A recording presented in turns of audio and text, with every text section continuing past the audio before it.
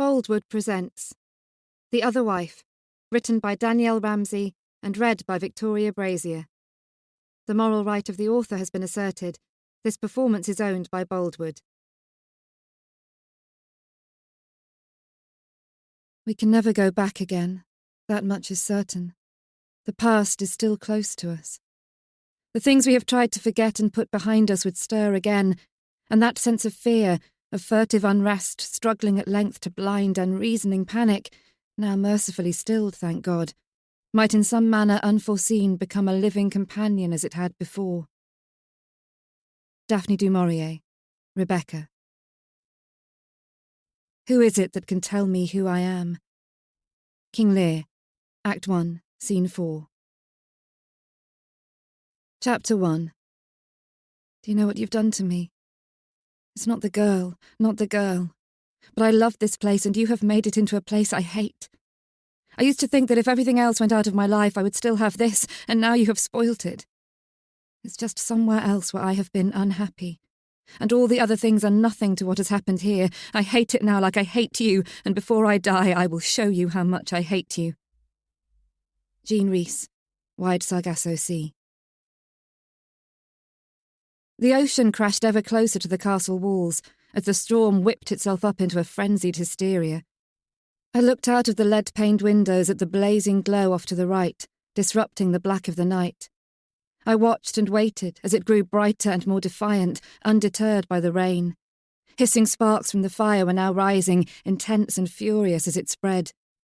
Hypnotised by what swiftly became a raging ball of blue, red and orange within the large Victorian conservatory, I watched as it began to devour everything in its wake.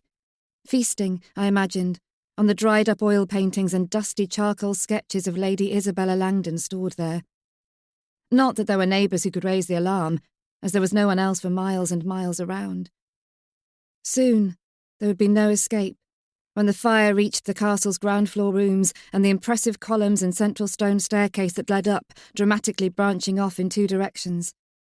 I envisioned the waves of feverish flames consuming the interior walls adorned with their imposing hunt trophies, ornate brass-decorated targes and swords, centuries-old tapestries and portraits of lairds and ladies long gone, as the thunderous waves of the ocean engulfed the rocks below, reaching higher and higher up the sheer cliff face towards me. My only way out would be to leap from this room to the jagged boulders waiting beneath.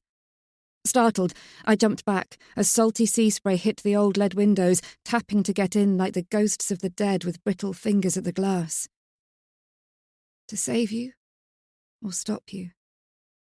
Again and again, to allow it to take me, to take everything, to pull me down into the cold blackness. I knew the scorching fire would destroy what the ocean couldn't reach.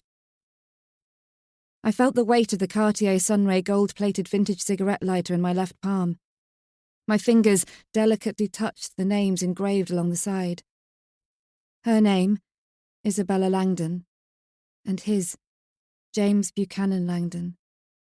It was a present from him to her, to his love, his first wife. "What are you doing in here?" questioned a distant voice. I didn't respond as I stared at the approaching devastation. I asked, "What are you doing in here?" the voice repeated. This time louder, more authoritative. "You should be in bed." I instinctively flinched as the words cut through my thoughts, drowning out the screech of the screaming Atlantic Ocean as it hammered at the walls, the windows and the doors, seeking revenge. Revenge? Or refuge? I asked what you were doing in here. You're not allowed in this part of the castle. Are you even listening to me? I now recognised the voice. Turning, I kept my head down, too fearful to look up. For this was Laird James Buchanan Langdon, the owner of this doomed medieval castle, and the last of his ancestral line. He flicked a switch, immediately dispelling the dark shapes lurking in the corners, as the exquisite and intricate crystal chandelier in the centre of the ceiling burst into life, illuminating the large, impressive bedroom. I had contemplated turning on the reading lamp on the writing desk, but I was more terrified of him finding me than of the shadows and the distorted forms that lurked within them. I wondered how he had known to look for me here, or if he came every evening when I was in bed and sat in the blackness waiting for her, his first love, to come back to him. I found myself edging further against the deep stone windowsill. My back was dangerously close to the rattling panes and the bony fingers outside so desperate to reach me. I turned and looked out, expecting to see some ghostly figure. But no one was there. There was only the waiting abyss below and the rising phoenix of fire in the distance, unfurling its wings of orange and yellow flames, tentatively stretching towards the main building. It hadn't taken long for it to take hold, to be reborn out of the ashes of the past. His past. Her past. This is her bedroom, isn't it? I dared, my voice barely above a whisper. I glanced over at him. He was unaware that a fire was spreading, but not for long. I only had minutes left, if that. The screeching storm disguised the exploding window panes of the art studio as it cracked and buckled under the intense, raging flames. "Isabella's," I whispered. "You didn't imagine her. She does exist. Her cigarette lighter in the palm of your hand is real. All of this is real." I looked across at the monstrous, ornate, antique four-poster bed, shrouded in heavy, cloying, intricately detailed fabric. It had been left waiting for her return. Lady Isabella Langdon, his other wife. The countless pillows and scattercushions were all plumped, stiff and full. The centuries-old, thick, gold-threaded throw partially covered the soft, downy, goose-feathered quilt and the deep-filled mattress with its white, pristine Egyptian cotton sheets, waiting for her cold body to seek refuge for the night. This was their bed. Before he... I couldn't bring myself to acknowledge it. Laird James Buchanan Langdon, my husband, or so they told me, had been her husband. She had been his other wife, the one before me, who had disappeared without a trace. Just as he's trying to make you vanish into nothing, stripping you of your sanity until all that is left is a husk, intimating that you have lost your mind, allowing him to defend his abhorrent and unlawful treatment of you. This was her bedroom. I dared to venture. He didn't move, as if too fearful to step into the room. Her bedroom. "Do you remember?" he questioned. He waited for a response. "But how can you remember? She, Isabella Langdon, was before your time here." I stared at him, not understanding. He shook his head.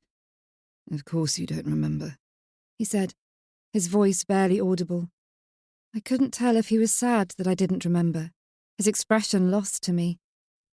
He then stared at me as if seeing me for the first time. "What in God's name are you wearing?" he questioned, his voice abrasive. I flinched. "And what's in your hands?" I instinctively hid them behind my back. "I'm serious. What do you have?" Again, I didn't answer. Then he saw her, his other wife. "Oh my God, what have you done?" I followed his gaze to above the fireplace, to the portrait of Isabella Langdon. Why? Why? It's all I had left." He suddenly broke through whatever unseen barrier had prevented him from crossing the threshold into Isabella Langdon's bedroom. He strode across the polished wooden floors and antique Persian rug, his eyes only on me, as if unable to look at the furnishings and all her belongings which still adorned the room. I had often wondered why he had never stripped it bare of her existence, so no one would ever know she had once lived here. Instead, he kept it as a shrine. Nothing had been moved or touched since that fateful night when she disappeared. Someone still polished the furniture and plumped up the pillows and the scattercushions and aired the room as if expecting its owner to return. I looked at her writing bureau, with the antique oxblood Chesterfield captain's chair positioned in front of me by the window. It was awaiting its mistress to sit back down and resume her duties as she gazed out at the expansive ocean beyond. A rewired vintage 1920s black and bronze candlestick phone sat on the desk. I had called the emergency services to alert them about the fire. I wanted them to know about him, my husband, to know what he had done. For I knew about her, his other wife, and soon the police would as well. I had scoured every inch of Isabella Langdon's room, searching for clues about what had become of her. I could feel her gaze upon me. I glanced over at the hearth, prepared for a fire that would soon burn when the flames from the conservatory finally reached here. I looked above the extravagant marble fire surround and to the portrait dominating the chimney breast. At her. Isabella Langdon, once proud, defiant and beautiful, was now unrecognisable. Her features and body slashed beyond repair, her dazzling emerald green ball gown ripped to pieces. I smiled as I turned away from the sabotaged painting and looked down at the emerald green ball gown, the same dress Isabella Langdon had posed in for the portrait. I knew my husband, her husband, had made arrangements to make me disappear. I had overheard his words to his housekeeper earlier this evening. I intend for every trace of her to be gone from here by the morning. I made a mistake bringing her here. I should have realised that she could never be Isabella. Unlike Isabella Langdon, he wanted everything that reminded him of me gone. My bedroom had been emptied of all my clothes, toiletries, aside from my favourite book that I took like a talisman everywhere. All vanished without warning. The housekeeper had packed it away to be forgotten about or destroyed, so I had run, and knowing all the external doors were locked, I had hid from what I expected to follow. My disappearance. This was the last place I expected him to find me. And yet, he has found you. Are you really surprised he knew you would hide in here? And why are you wearing that dress? I didn't respond. I recoiled as he surprised me by dragging the protesting, heavy writing bureau out of the way, blocking my exit with his tall, athletic physique. I clasped my hands tightly behind my back, trying to hide their contents from him. Please, hand over whatever you're hiding and take that silly dress off. I shook my head. Why? Why would you wear it? Why are you doing this to me? All I have done is try to help you. This has all been for your own good, and you do this to... I stared at him, waiting for him to finish. Instead, he dragged a trembling hand through his dark, unruly hair as he seemingly forced himself to look at me. I wanted to scream in retaliation. How could what he had done to me be for my own good? He was the one who kept... Everything he did was for my benefit, my safety. Or so he said.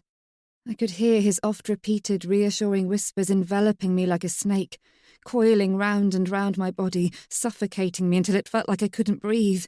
He lied to you. His loving words, they were all lies. My mind threw me back to her. Isabella Langdon, his other wife, the one that he had kept secret.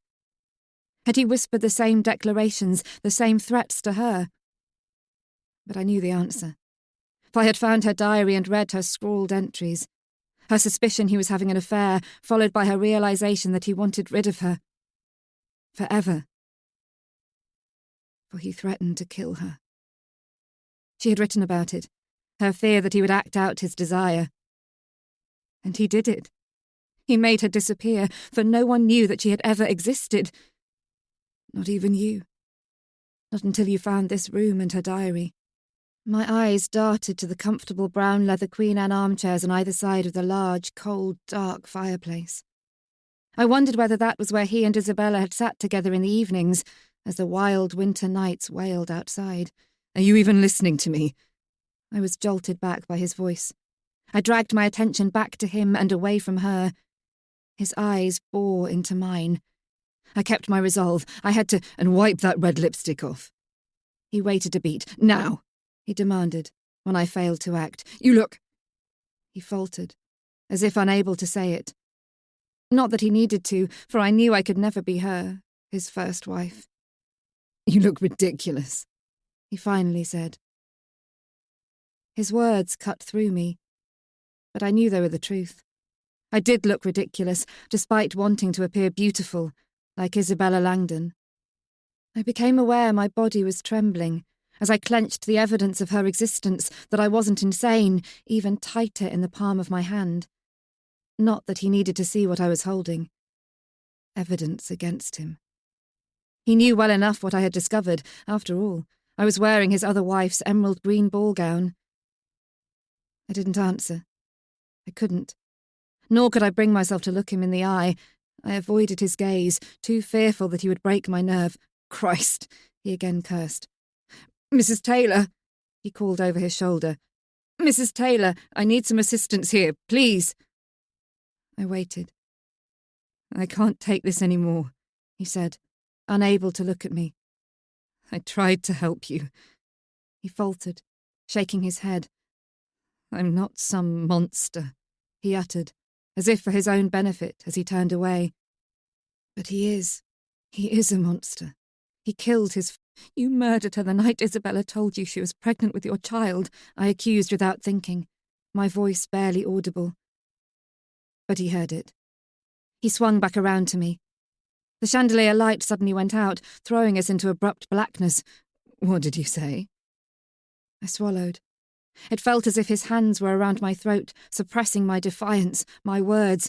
You killed her and her unborn child, I repeated. You don't know what you're saying, he replied, in a low voice. I stared up at his face, unable to read his expression in the dark. Then he caught sight of the glowing light outside. What the hell have you done? What have you done? You killed her! I threw back at him. Now the police have no choice but to come, and when they do, they'll find out what you did to her. Stop! For God's sake, stop! I can't take any more. I watched as he fumbled in his trouser pocket before pulling out what I realised was his mobile phone when the screen lit up. However, there was no signal, so I knew he couldn't call for help. Instead, he switched the torch up on and shone it on the desk. He then rested the mobile against a silver photograph frame, its light casting an eerie glow as he grabbed the old phone and dialed 999. It's an emergency. I have a fire at Dunstraffin Castle, he replied, when someone answered his call as he watched the blaze outside. The conservatory, but it will spread to the main castle. Tell them to hurry. I have no staff here to contain the fire. No, I don't know how... What? You've already received a call about the fire. How?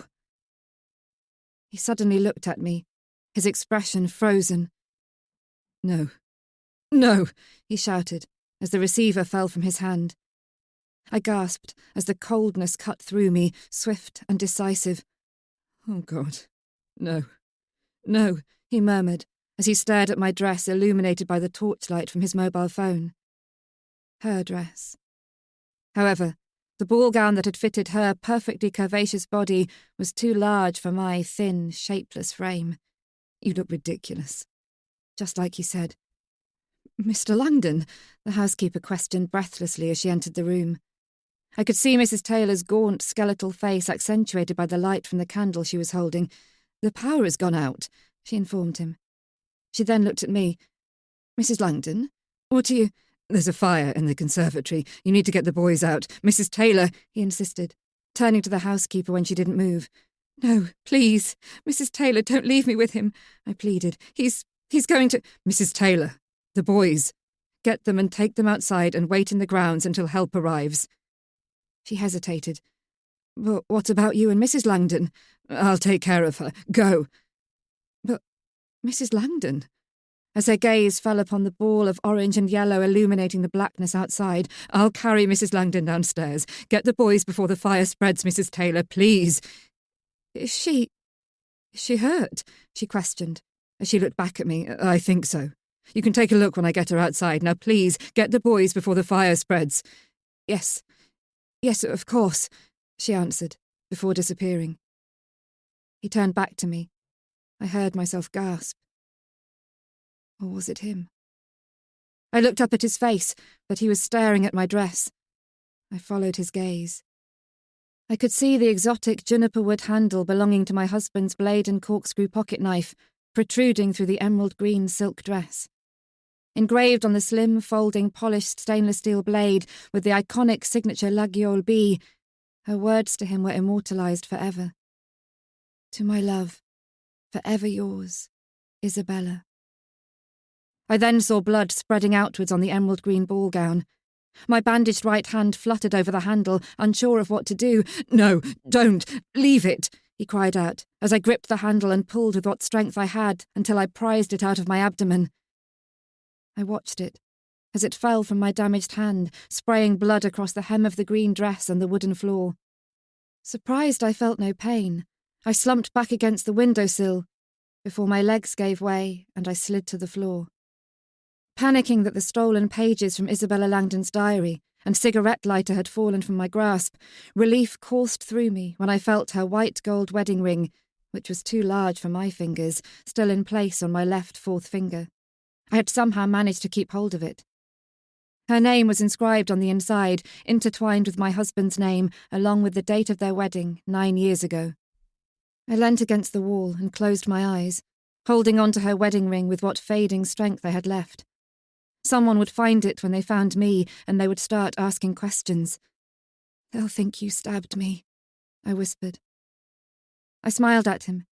I knew he was trying to figure out how I had managed to take his precious pocket knife, which he carried everywhere. "It's over," I said, my voice barely audible. "No," he uttered, dropping to his knees. "God, what have you done to yourself?"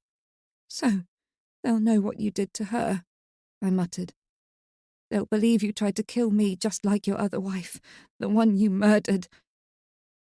I could hear sirens in the distance. I had won. I tried to fight the heavy darkness obscuring my thoughts. "You've destroyed him, your husband, James Buchanan Langdon. They'll know what he did to her, that he made her disappear 2 years ago. His first wife, Isabel. The police will search the castle and the grounds for her body, and they'll find her.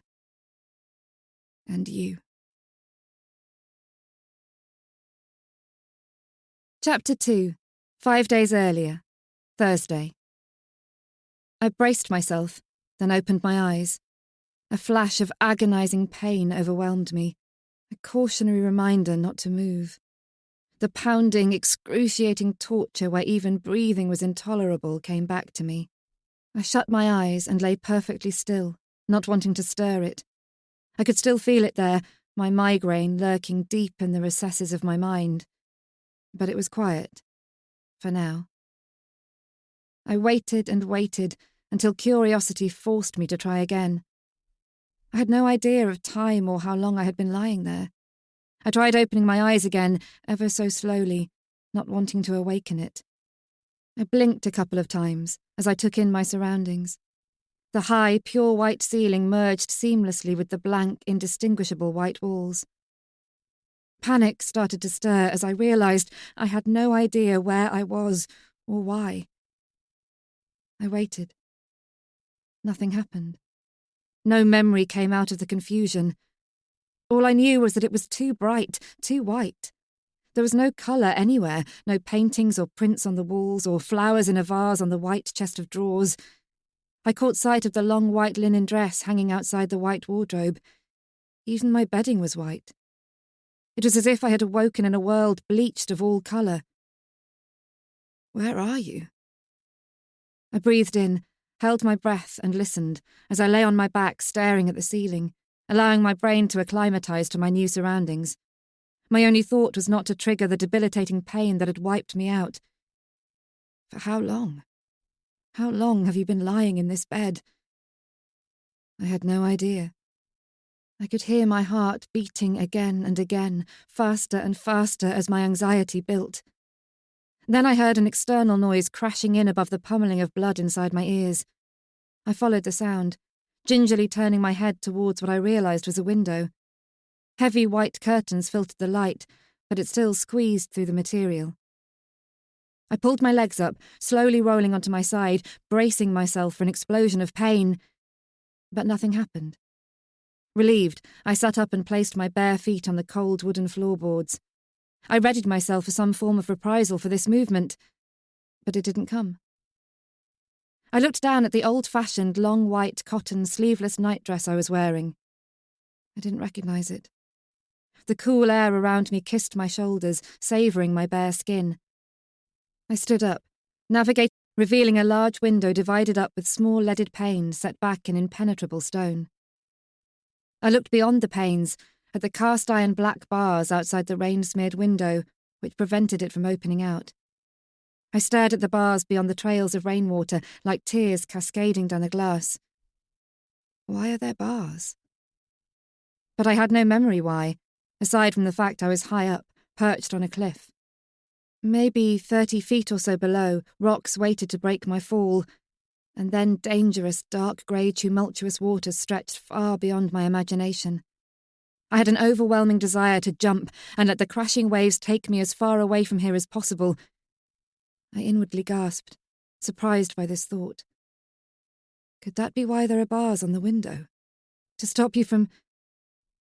Then I spotted a tall figure walking along the pebble beach beyond the rocks, throwing something for 2 red fox Labradors. A man. There was something familiar about him. About the dogs. Do you know him? I studied him, fascinated as he walked in my direction, head down against the ravaging wind and driving rain. He was wearing a long brown wax coat with the collar turned up, a dark brown bushman leather hat, dark trousers and walking boots. As if sensing my presence, he suddenly looked up. I stepped back, hoping he hadn't seen me, but I was too late. He stopped, waved and waited for me to respond. I watched as he dropped his hand when I didn't acknowledge him. He bent down and picked up some driftwood and threw it into the water. I jumped as the door scraped open. I turned to see a tall, erect woman in her late 50s walk in.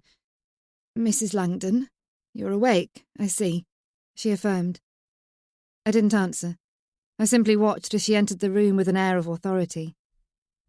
She was carrying a tray with a delicate porcelain Dresden tea set, small slices of triangular-shaped toast, and 2 boiled brown eggs.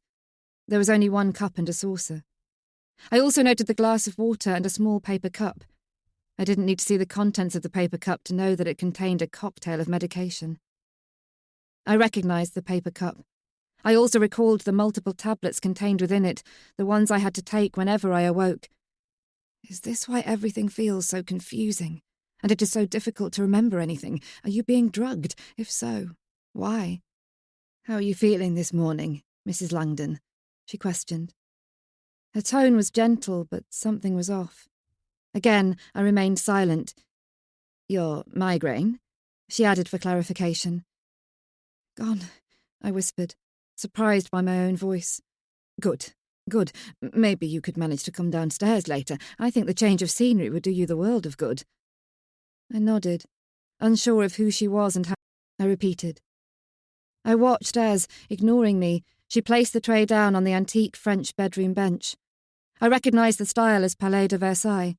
The same with the matching antique white linen upholstered bed with its gold frame, the wardrobe and chest of drawers. I looked around the room with more confidence. The white mulberry bed linen felt familiar, whispering to me that I had slept here before. It was as if the neurons in my brain had suddenly started sparking and reconnecting with one another, forming a vagueness where nothingness had existed. "Are you all right, Mrs. Langdon? You look confused." I turned to her. "Who are you?" She looked at me. I couldn't tell if she was surprised or not by my directness.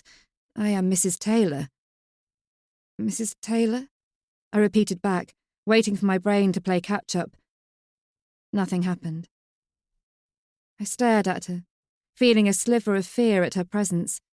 She was wearing a long, old-fashioned high-neck grey dress with sleeves. Her flat black Oxford shoes and thick nylon tan tights matched her sensible, no-nonsense dress. Her black and silver hair had been scraped back into a tight, knotted bun, accentuating her sharp, pale features. A silver chatelaine was attached to the belt around her narrow waist. A series of chains hung from the Victorian-style decorative belt hook, with keys, scissors, a watch, a pen, and other items. I stared at the appendages, particularly the silver notebook. Did she write things down about me in that notebook of hers? "Who is she to you? And why are you here?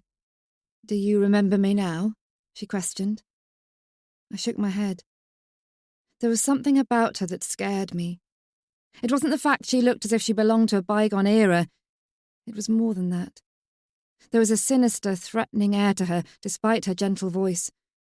"Would you like to get back in bed for your breakfast, or would you care to sit at the table? If so, you'll need a cardigan on to keep you warm." I then noticed the white and gold-edged table and chair in the corner of the room. There was a book on the table. It was mine. The acknowledgement surprised me. Not that I knew what the book was, only that it was important somehow. "Who is the man on the beach with the dogs?" I asked, turning my attention to the window. Mrs. Taylor began pouring my tea. "Mr. Langdon, I presume," she stated, without looking at me. "Now, come along. How about you get back into bed while your tea is still hot? The dogs, what are their names?" She turned back to me with a faint smile. "Henry and Jack. Remember? You like the dogs." "I do," I mumbled, watching them bound along the pebble beach chasing sticks, unperturbed by the stabbing rain or the thrashing waves hitting the shore. "The man, Mr. Langdon? I repeated, staring out of the window at him as he bent down again. There'd James Buchanan Langdon, she replied. And I'm Mrs. Langdon? I questioned, confused. Yes. I'm married? I asked, as I held up my ringless left hand to the light. There was no telltale mark on my finger. You lost it, remember? She stated in response to my confusion. No, I don't remember, I mumbled. It will come back to you. It always does, she assured me. It does? I asked. Yes, give it time. You're still suffering the effects of your migraine. It lasted 3 days this time. I stared at her. 3 days? She nodded. Was I awake? You took your migraine medication, which thankfully helped you sleep. I see, I murmured. Can you tell me what day it is, Mrs. Langdon? She asked, as she busied herself pouring milk into the scalding liquid. It was an odd question. I don't understand. The day, she repeated, now standing upright and facing me. I shook my head. Today is Thursday, she answered. You became unwell on Monday. Where am I? Please, look at the whiteboard. Remember, that's what you do when you can't remember things. The whiteboard, I repeated, confused. On the wall, opposite your bed, she replied. I turned from her and looked at the wall. She was correct. On the opposite wall was a large whiteboard. Where am I? I mumbled, as my eyes tried to decipher the harsh black words that refused to be pinned down. She waited, watching me as I studied the board. Where am I? I repeated, turning back to her. Home, she replied with a sigh. I wondered whether I had asked this question before. Home? I questioned. Dunstraffin Castle. It's on the whiteboard, Mrs. Langdon. I looked back at the whiteboard and shook my head, scared. The words don't make sense to me. They will in time, Mrs. Langdon. This is the effect of the migraine. Where is... I faltered. Dunstraffin Castle? She asked. I nodded. Argyll. I frowned. The west coast of Scotland, she answered as she walked towards me. It struck me that she had answered these questions many times before. It felt familiar, this routine of ours. An odd ritualistic toing and froing until my mind hit reset. And if it doesn't? What happens then? Why is everything white? I asked, as the thought popped into my head. She was now by my side and looked at me smiling. I somehow knew that the smile was insincere. It never quite met her eyes, which she now fixed on mine. In that instant, I felt that those penetrating, sharp, because this is what you requested. Remember, white helps you keep calm. Calm? I repeated, unsure of what she meant. Your nerves, Mrs. Langdon. I stared at her, again not understanding. You get easily agitated and the colour white soothes you, and then there are your migraines. I thought a soft blue promoted calmness. Her smile slipped from her thin lips. Yes, but you insisted on white, remember.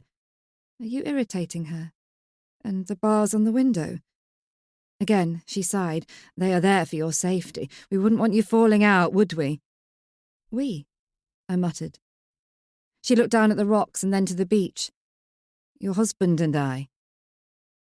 I turned back and looked at the double bed. It was evident only one person had slept there.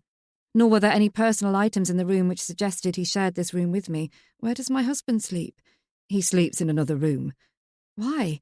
Because you need peace and quiet to recuperate, Mrs. Langdon. You've been unwell. Exhaustion. Mental exhaustion. You had a... She faltered as she looked at me, as if unsure of what to say. A mental breakdown. So Mr. Langdon brought you here to rest. I stared at her. Brought me here? I mumbled to myself. What is this place? Dunstraffin Castle has been in the Buchanan family since the 1300s. The Buchanan family? I questioned. I felt as if I should have known the answer, but I didn't. The Buchanans are a Highland clan.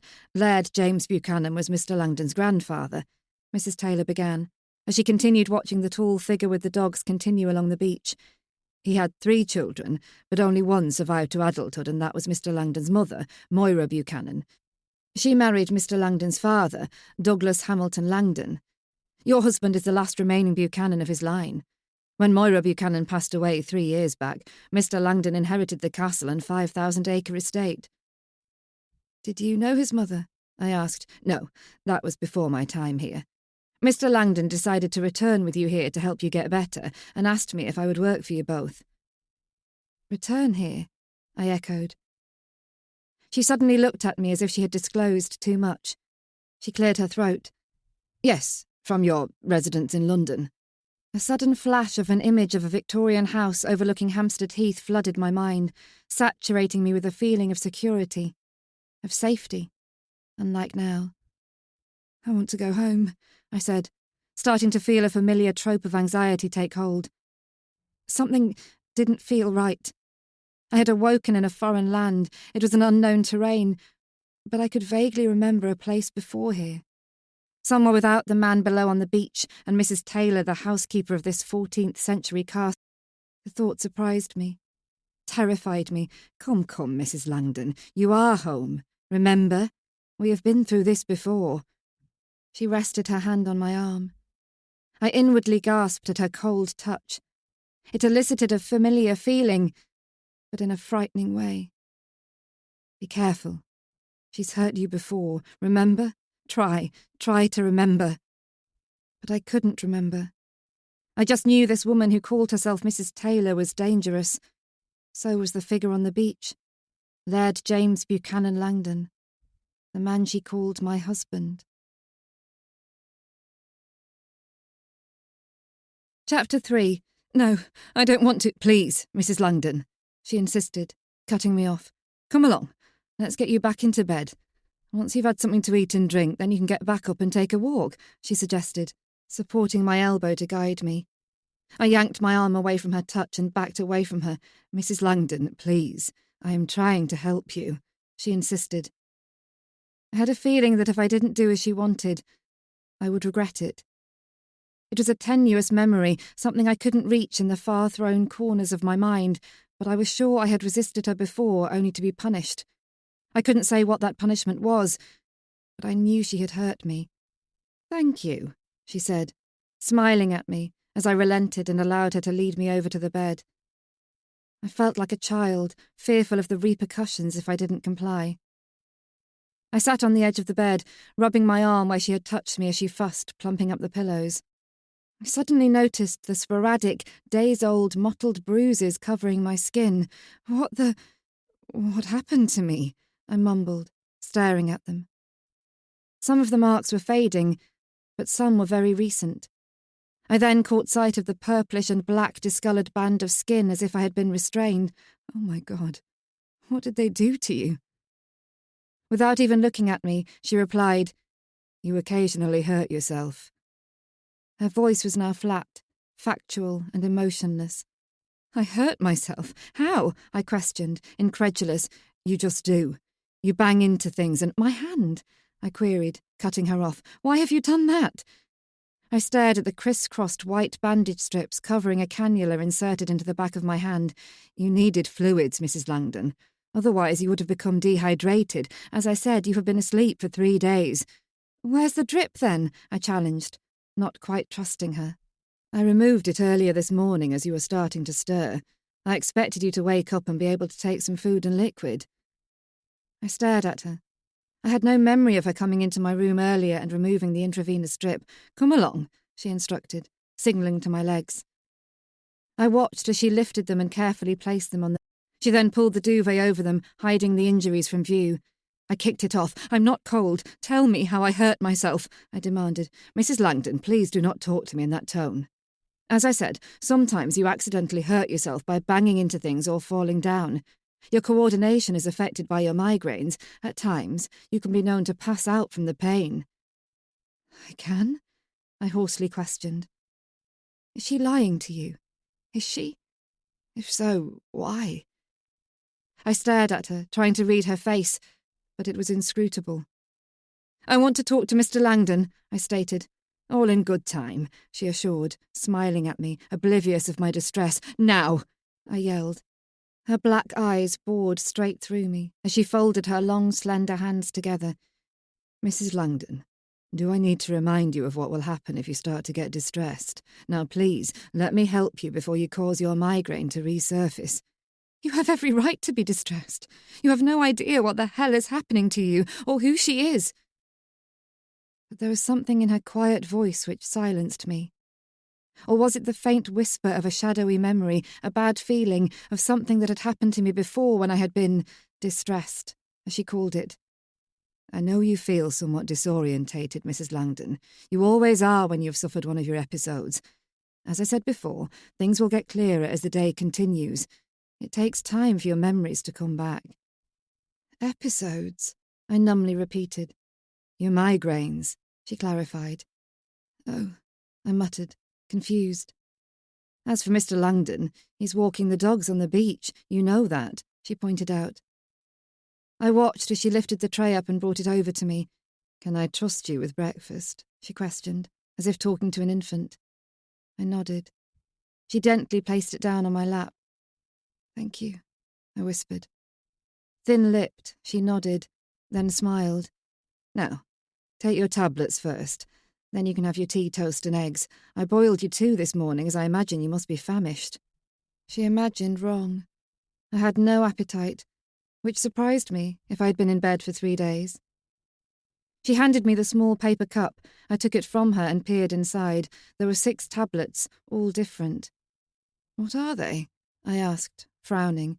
3 are for your migraine, she explained. My headache, migraine has subsided, I staring at the medication. For now. Your doctor has prescribed a single dose of zolmitriptan, naproxen and domperidone daily, she answered. My doctor, I mumbled. I couldn't recall a doctor. Yes, I'd like to see my doctor, I requested, not trusting her.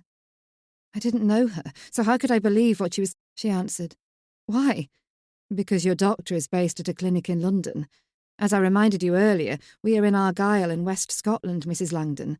What about a local doctor? I'm afraid that isn't possible. Mr. Langdon insists on you being treated by the UK's leading neurological physician.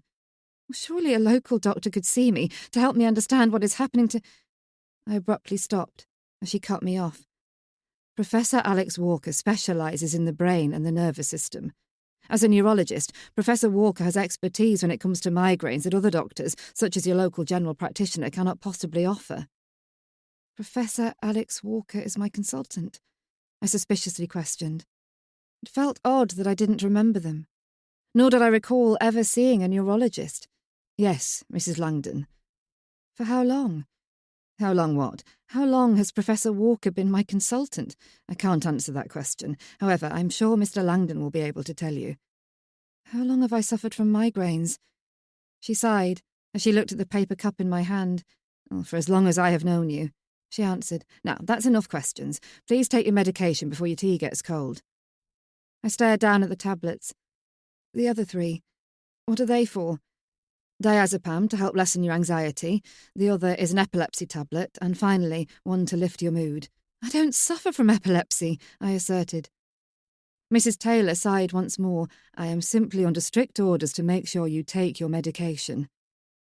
I looked back down at the drugs, unsure of what to do. Professor Walker is insistent that they are taken every day without fail. The recent migraine attack, how did that happen if I take medication daily? Because you refused to take your medication on Monday morning, Mrs. Langdon. Oh, I mumbled. The excruciating pain that had made me want to jump out of the window to end my suffering came back to me. A cautionary reminder of what lurked in the darkest part of my mind, biding its time. The sooner you take your medication, the sooner you can have a refreshing cup of tea. She picked up a starched white napkin off the tray and positioned it under my chin. She then took the small paper cup from my hand. Now open your mouth, she instructed. I parted my lips ever so slightly. Please, Mrs. Langdon, she said, bending over me and raising the thin paper cup to my lips. I reluctantly opened my mouth enough for her to tip the contents onto my tongue.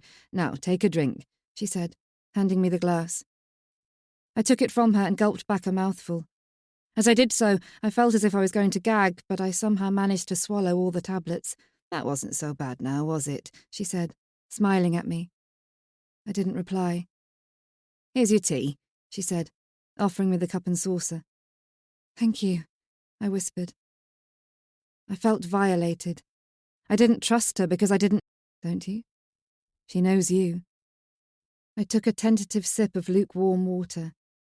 "Thank you," I said again, placing the tea back down. I pushed the tray away. "I've had enough." "You need to eat some toast, or at least some boiled egg," she suggested. "You need some nourishment, Mrs. Langdon." I watched as she offered me the plate of toast.